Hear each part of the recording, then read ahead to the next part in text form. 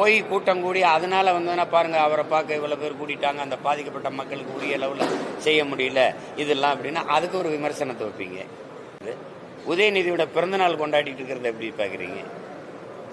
நீங்க எல்லா கேள்வியும் என்கிட்ட கேட்குறீங்க. இன்னும் ஒரு 2 வருஷம் கழிச்சு கேள்வி.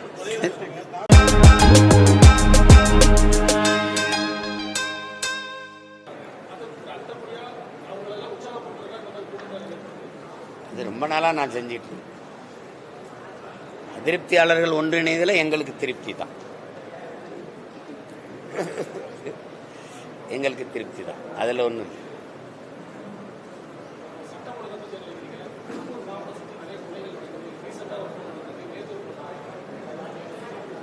சட்டம் இருக்கு, ஒழுங்கா இருக்காங்கிறது தான் பிரச்சனை. இங்கே அது இருக்கிறது இல்லை. ஏன்னா இங்கே குற்றங்கள் தடுக்கணுங்கிற நோக்கம் இல்லை, அதுக்கான செயல்முறை இல்லை. உங்களுக்கு தெரியுது என்னன்னு.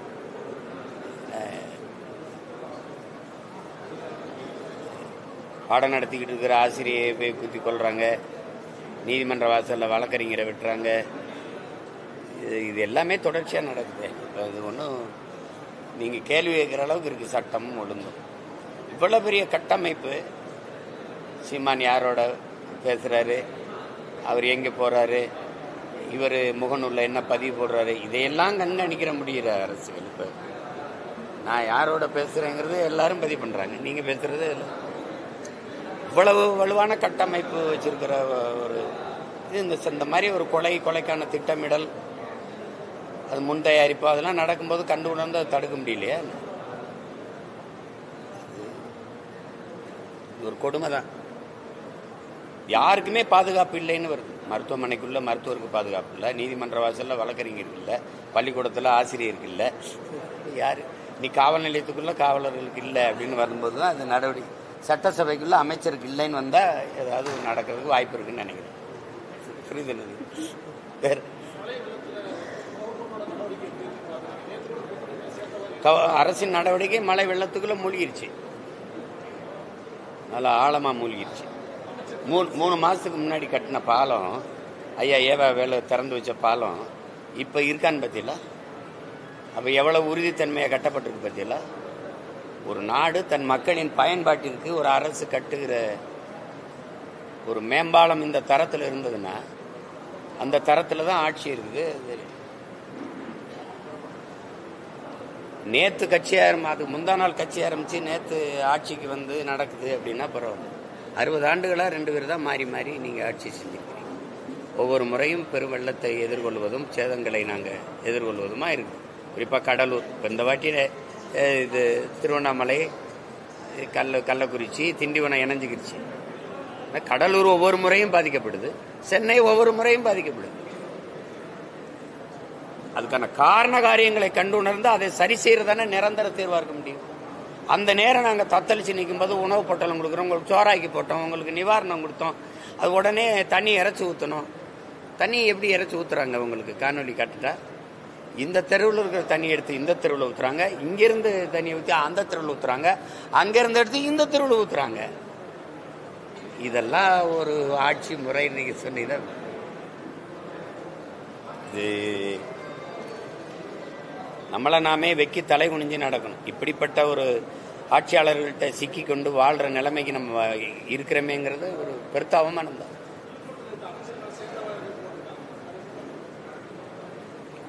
அது செலவைக்கு போட்டா போயிடும், அது துவைச்சா போயிடும். ஆனா அவங்களால ஏற்பட்ட இந்த நாட்டுக்கும் மக்களுக்கும் ஏற்பட்ட தீமைகளை யார் துடைக்க? சொல்லுங்க, நீங்க சொல்லுங்க.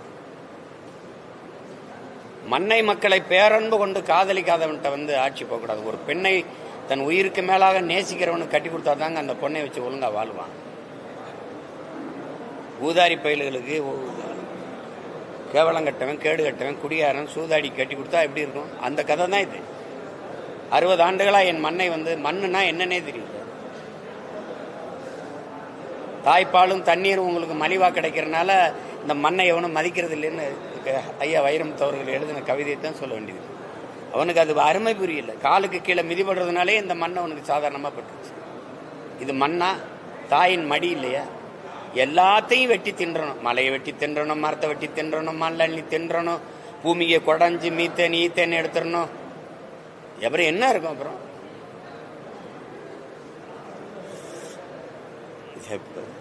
ஏதோ சரி பிறந்துட்டோம், விட்டுட்டு போக முடியல, போராடிட்டு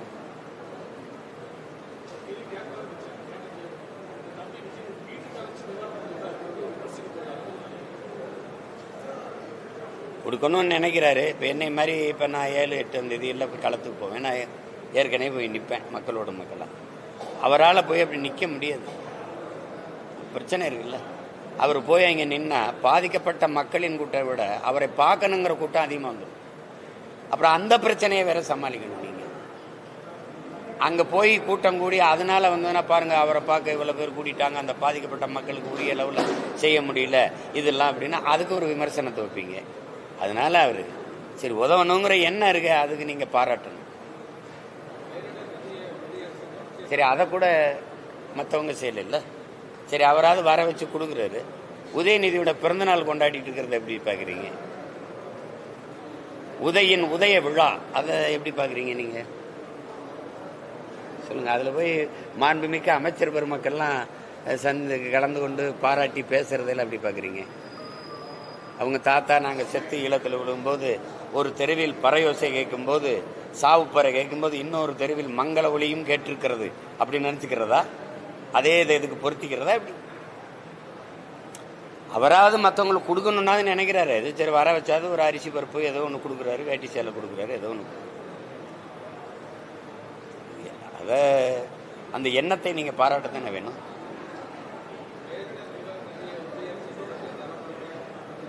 நீங்கள் ஒன்றிய அரசுக்கு ஏன் வரி கொடுக்குறீங்க? ஒன்றிய அரசே உங்கள் அரசு தானே, உங்கள் சம்மந்தி அரசு தானே.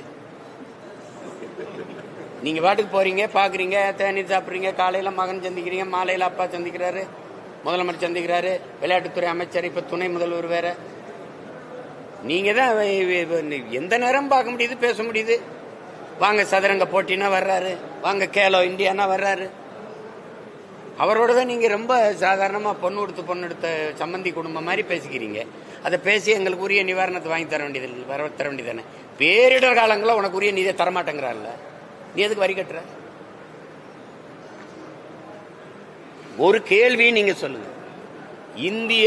இந்தியாவை ஆண்டு கொண்டிருக்கிற இந்த இந்திய ஒன்றிய அரசுகள் இருக்குல்ல, இது காங்கிரஸ் அரசு, பாரதிய ஜனதா, காசு ஏது? மத்திய அரசு நிதின்னு ஒண்ணு சொல்றாங்கல்ல, அந்த நிதி ஏது? இந்த மத்திய அரசுக்குன்னு வருவாய் பெருக்கத்துக்கு என்று எதுவும் இருக்கா? தொழில் இருக்கா? இல்ல ஏதாவது இருக்கா? மாநில அரசுகள் கொடுக்கிற நிதி தானே. முதல் இடத்துல மகாராஷ்டிரா, 2வது இடத்துல இருக்கிறவன் இந்தியாவில் நான் தானே. எனக்கு இந்த புயலை தானே நீங்க சொல்றீங்க. பெஞ்சாலோ ஏதோ ஒரு புயல் வந்திருக்கு சாகுனா அதுல கொடுக்கு. தானேக்கு, ஓகிக்கு எதுக்கு கொடுத்துருக்கீங்க? ஏன் அப்ப நீங்க கொடுக்குற? தர முடியாது போ அப்படின்னு சொன்னா நீ என்ன பண்ணுவ? அடுத்த நாள் அமலாக்கத்துறை ரைடு வரும், உள்ளதுக்கு போடுவான். அதுதானே பயந்துக்கிட்டு கிடக்குற. என்ன ரைடு போடுவ? நீங்க இது மட்டுமா பாரபட்சம்ங்கிறது? இது மட்டுமா?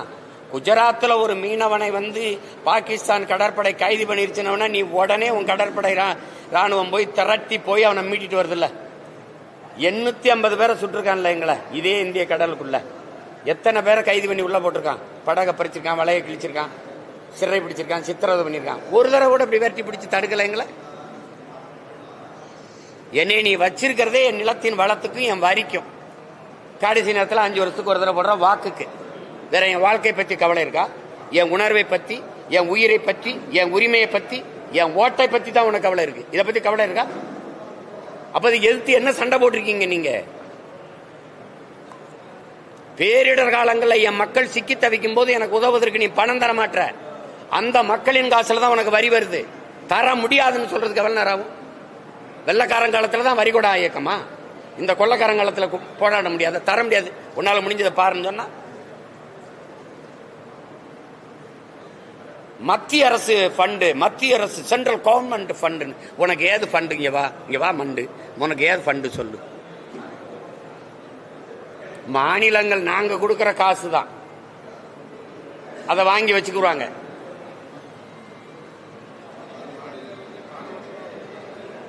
அதுக்கு நீங்க என்ன சண்டை போட்டீங்க?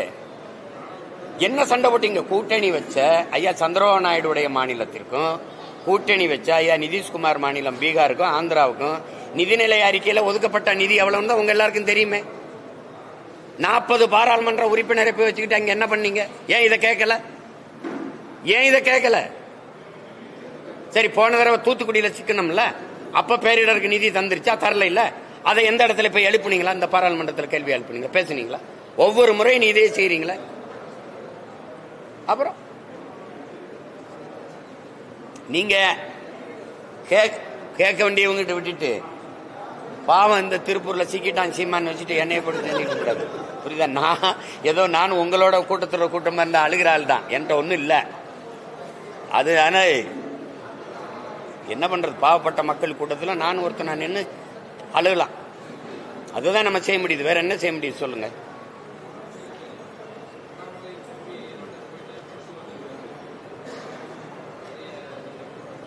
அது வரவேற்கிறேன், தம்பியை வாழ்த்துறேன், படிச்சுட்டு வந்ததுக்கு வாழ்த்துக்கள், அவ்வளவுதான். அது இப்போ எல்லாருமே சொல்றாங்க தம்பி வந்து இப்போ பேசுறதுல நிறைய முதிர்ச்சியா இருக்கு, நிதானமா இருக்குன்னு.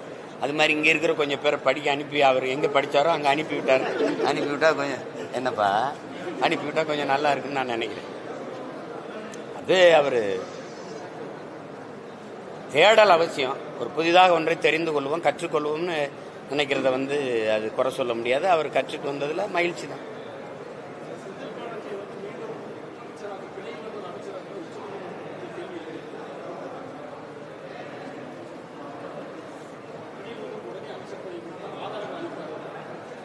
இந்த குதிரை பந்தயம், இந்த கார் பந்தயம் எல்லாம் நீங்க எப்படி நினைப்பீங்க? உங்களுக்கு தெரியும், எப்படி சொல்லுவீங்க? அதெல்லாம் பணக்காரங்க வேலை. அது மாதிரி இது இந்த பெரியவங்களுடைய பஞ்சாயத்து, அதில் நம்ம ஆலமர பஞ்சாயத்து, நம்ம போய் அதில் பேச முடியாது. இப்போ இதெல்லாம் வந்து இவ்வளவு நாள் என்ன பண்ணுச்சு?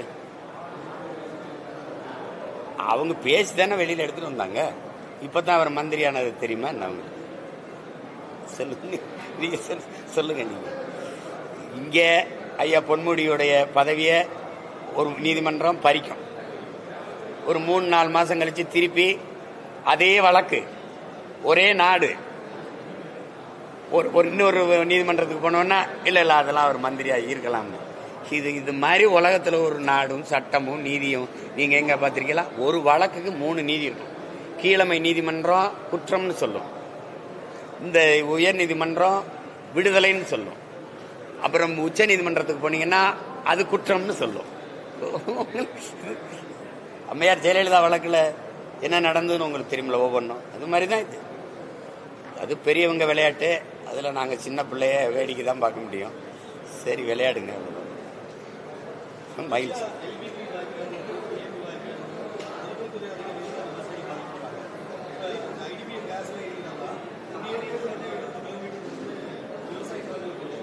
என்கிட்ட கேள்வி கேட்கிறீங்களா? அந்த கோபம் எங்க? நீங்க கொண்டு போய் என் மக்களுக்கு சொன்னீங்களா? கேரளாவில இருந்து தானே வருது இந்த கையில் எரிவாயு, இந்த வாயு. அப்ப கேரளாவில இருந்து தமிழ்நாட்டுக்கு எப்படி வருது? சாலை வழியே. சாலையில இருந்து இங்க போகுது, கொச்சினுக்கு எப்படி போகுது? சாலை வழியே. ஏன் நிலத்துல மட்டும் ஏன் நஞ்சை பழந்த மாதிரி 2ஆ பிளக்குற? நான் கேட்டேன் போராடிட்டு இருக்கும்போது. இந்த எங்க வழக்கு வாங்கின எங்க அண்ணன் எல்லாம் நிக்கிறாங்க. நாங்க இந்த குழாயை தூக்கி பொறிச்சு போட்டோம். அம்மையார் ஜெயலலிதா காலத்துல எல்லாரும் மேலே வழக்கு. நான் வந்து எங்க அப்பா மாதிரி இந்த போராட விவசாயிகளோட போராட, அப்பா எப்படிப்பா நீங்க இதுக்கு அனுமதி கொடுத்தீங்க? என்னையா தண்ணி உள்ள போகுதுன்னு. அப்ப தண்ணி தானே போகுது, பூமிக்குள்ள போயிட்டு போகட்டும்னு நாங்க சரின்ட்டோம். கடைசியா தானே தெரியுதுப்பா அது எரிவாயு அப்படின்ட்டு. அது எப்ப பிரச்சனை ஆகுதுன்னு பாத்துங்க. இந்த காற்று, இந்த கையில் எரிவாயு போற அந்த கையில் நிறுவனம் கொண்டு போகுது, அந்த காற்று பூமி கீழே இருக்கிறது. ஒருவேளை விவசாயி அந்த பயன்படுத்துறாரு பாருங்க நிலத்துல, அதுல ஏதாவது பாதிப்பு ஏற்பட்டு அந்த வாயு கசிஞ்சு அதனால ஒரு பேரிடர் நிகழ்ந்தால் அதற்கு வந்து அந்த நிலத்தின் உரிமையாளரே பொறுப்பேற்க வேண்டும்ங்கிறது சட்டவரை உங்களுக்கு விதி. இந்த மாதிரி குற்றத்துக்கு இவருக்கு அதிகபட்சம் மரண தண்டனை கொடுக்கலாம்ங்கிறது. இத படிக்கும் போது எங்க ஆளுக என்னடா நிலத்தையும் பறிச்சுக்கிட்டு எங்களை தூக்கல வேற போடுவீங்களாடான்னு அப்பதான் எங்க ஆளுகளுக்கு முழிப்பே வருது.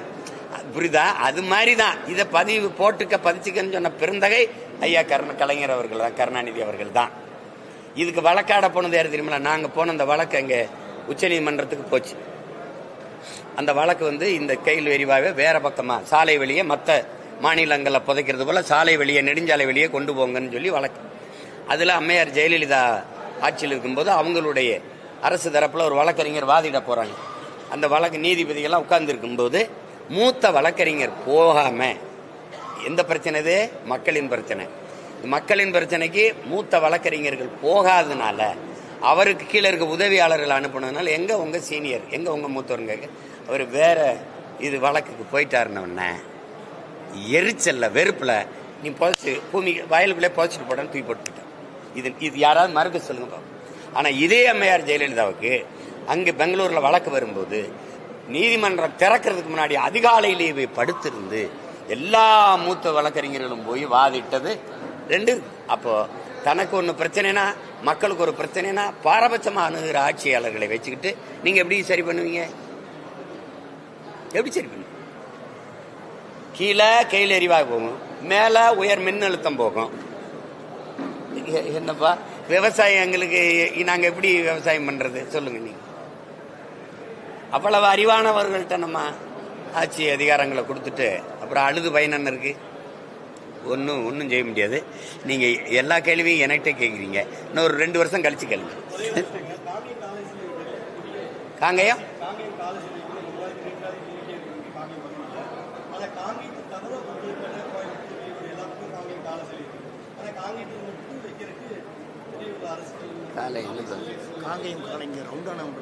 சிலையா? சிலை வைக்கணும். முதல்ல ஒரு தனியார் செய்ய இருந்த பொண்ணு இந்த கோரிக்கை இருந்துட்டு அரசு வந்து அனுமதி தனியார் செய்ய இருக்கிற போது அது முன்னெடுத்தா இருந்தவர். ஆனால் நிறைவேற்ற முடியல. என்ன இருக்கு? இந்த அதிகாரங்களும் ஆட்சியும் அப்படியே இருக்க போறது இல்லை, மாறும்ல. மாறும்போது நீங்கள் இங்கெல்லாம் சொல்றீங்களா, இங்கெல்லாம் வச்சிருவோம் சிலையை விடுங்க.